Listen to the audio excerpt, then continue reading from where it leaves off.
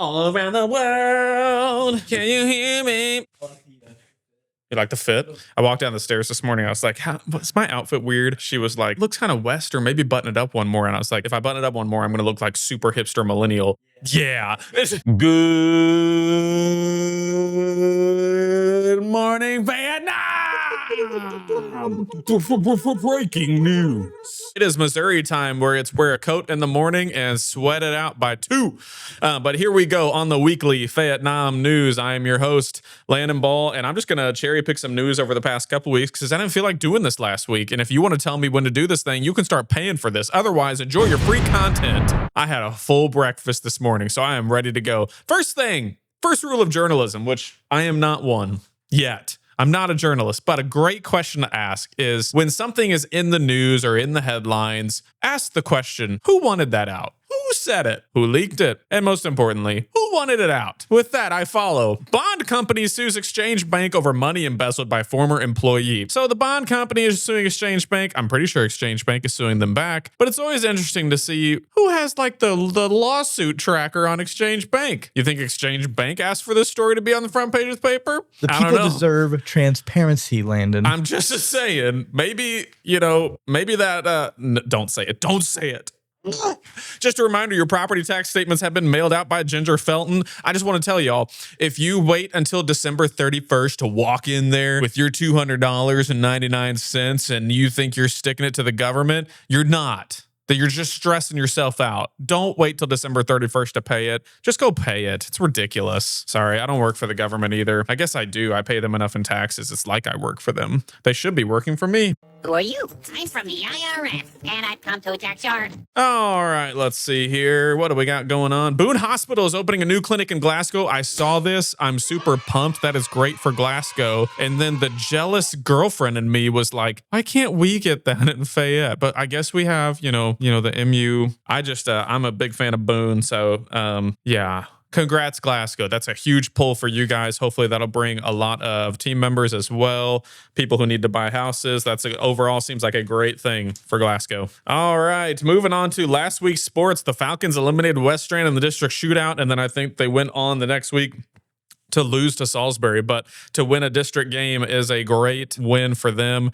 They won 28-26, so they gutted that out, which is awesome. And then they headed on to lose to Salisbury, who Salisbury is no walk in the park. Obviously, that's why they're the #1 seed in the district tournament. We had a couple weeks ago the Fayette Trunk or Treat on Halloween night. That was a fun one. I brought my kids to that. My son was a tiger, and my daughter was a decaf latte by the end of the night, if you know what I mean. She was wiped. Wednesday, November 12th, the day I'm reading this. Yeah. On Saturday, November 15th, the Christmas Holiday House registration from 9 a.m. to 1 at First Baptist. There is a jazz concert at CMU. You like jazz? The CMU Jazz Ensemble is playing at 7 p.m. on Monday night. Fayette City Council is meeting Tuesday, November 25th. And we got Thanksgiving coming up on the 27th. All right, over to, I think this is this week's newspaper, which is very thin, but it finally has the results. The Fayette voters reject the city's effort to change the elected city marshal to appointed chief of police. There were 303 total votes, 134 for yes, 169 for no. So a fairly close vote there. What is that? 35 votes? Not a landslide by any means. It's a close one. The Friends of the Historic Fayette Memorial Pool invite residents and businesses to brighten up community this holiday season through a Christmas Lights Contest fundraiser. That sounds fun. There's been a grant awarded to update the bathrooms at the city pool, so now that they'll be ADA accessible. Rotary Trivia Night. Rotary raises more than $2,500 for service projects. That is awesome. Jamie Page coordinated the evening and served as the MC. Larry Anderson led the popular Dead or Alive contest. I think I always sponsor mulligans when you need a do-over in your insurance or your trivia questions. Call Landon Ball. Up in here, the Glasgow High School competitive cheer team took 5th out of 13 teams at the 1A Missouri competitive cheer state finals. Not a lot happening. Fayette, like I said, ended its district semis against #4 Salisbury. They lost, 58-8. That wasn't very nice, Salisbury. Harrisburg dominated Marceline to advance to its second straight district championship, where they placed Salisbury. Up next, we are cutting to Weekly Unpopular Opinion with Cassandra Joe. Hi, welcome back to another Unpopular Opinion. So my husband and I, we pick shows to watch together. and we will watch them all the way through. We have done this with many shows and sometimes multiple times if we really liked the shows. But one of them that we have watched recently that we watched all the way through was How I Met Your Mother.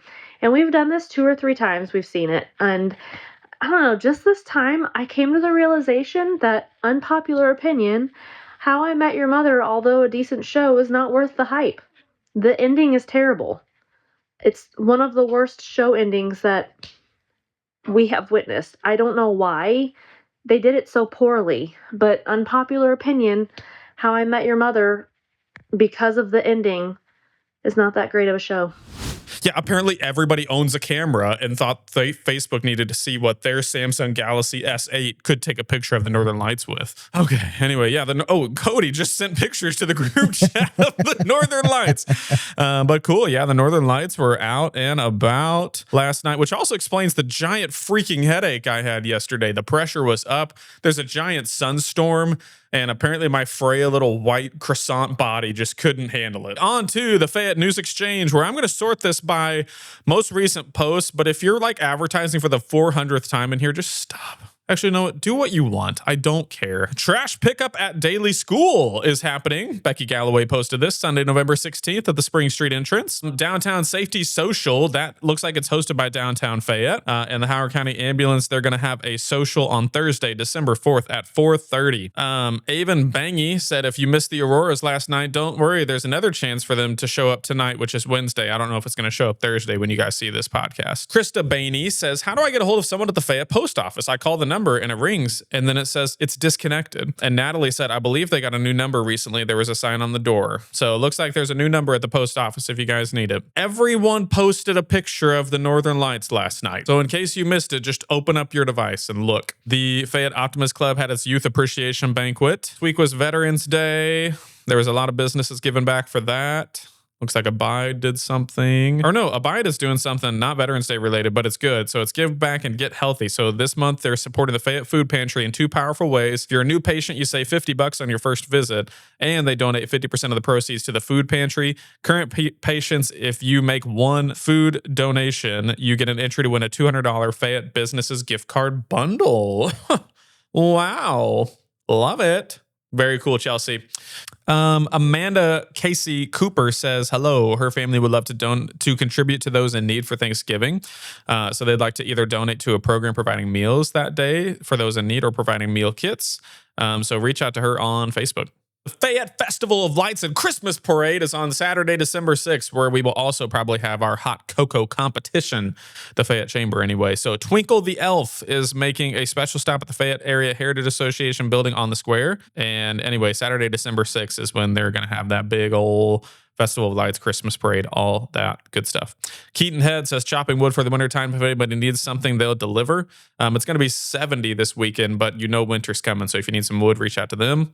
Nicole Atkins posted, join us for the Small Business Saturday Poker Run. That's on Saturday, November 29th, 9 a.m. to 4 at the shops of Fayette and Glasgow. If you want to see all the shops, they are listed in the link with the tickets, I think. 4-H is having a coat drive. People are selling their houses, listing things to rent. Anyone recognize this dog? Ken Davis says. Corner Post is going to be open with extended hours here. Here we go. Deer season hours from Karen at the Corner Post General Store. Tuesday to Friday, 6 to 6. Saturday, 7 to 4. And she's open Sunday, November 16th from 7 to 2. So she'll be serving breakfast buffet both Saturday and Sunday. That is like the place to go during hunting season. Go hunt, take a break, go eat food, have the best burger of your life, or whatever's on her menu. Don't ask her for things that aren't on her menu. All right, that's enough for the Fayette Weekly News. Let's kick it over to see what's popping at Henry's Hometown Ice Cream. Well, nothing's really going on. It's November. We're chilling. I'm making ice cream. Yeah, that's pretty much it. The government's still shut down. No, it's open. What? They opened. So the government opened back up. That's the a big government one. opened back up. Yeah. Congrats to them. I want a discount on my taxes for how long they were closed. What's really crazy right now. So there's a BBC lawsuit threatened by Trump. And I don't know if you saw this yet, but President Trump is threatening to sue BBC for at least $1 billion over a documentary that he claims edited his January 6, 2021 speech, which I've seen the side-by-side. So they took They took him with AI very convincingly, a news network, and made him say, "We're gonna go down there and fight like hell," basically. When in reality, he was like, he said something Wow. very, very different. I think so. I've heard news organizations. This is where, yeah, we'll wrap this up here. But I've heard news organizations talk about how scary it is that public figures will sue them, especially somebody as powerful as the president. But I think if that's true, if they did doctor up a video, which is just isn't good journalism, by the way, it's actually just it's not even bad journalism. It's just fraudulent. Do you think it's intentional? I mean, if that's true, yeah, right. I mean, right.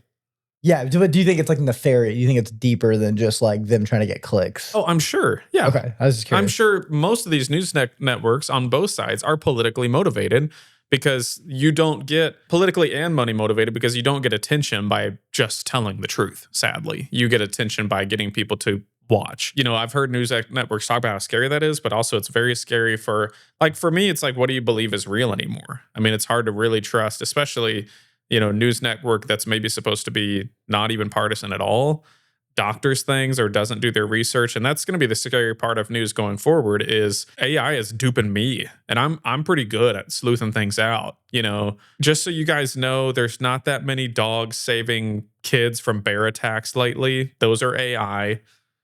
I need all my viewers to see this. That's not happening.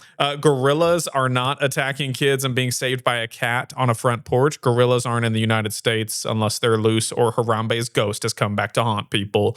That's AI as well. You just need to ask yourself, is that something that could really happen? With that, though, I've got a new idea coming that might be the future of news for small towns in America in general. And that's going to be conglomerating our news together as the people in the town versus grabbing our news from all over. There's your cliffhanger. We'll see what happens. I don't know what's going to happen. We'll do what we want. Next week's Thanksgiving, right? No, the week after. I don't know.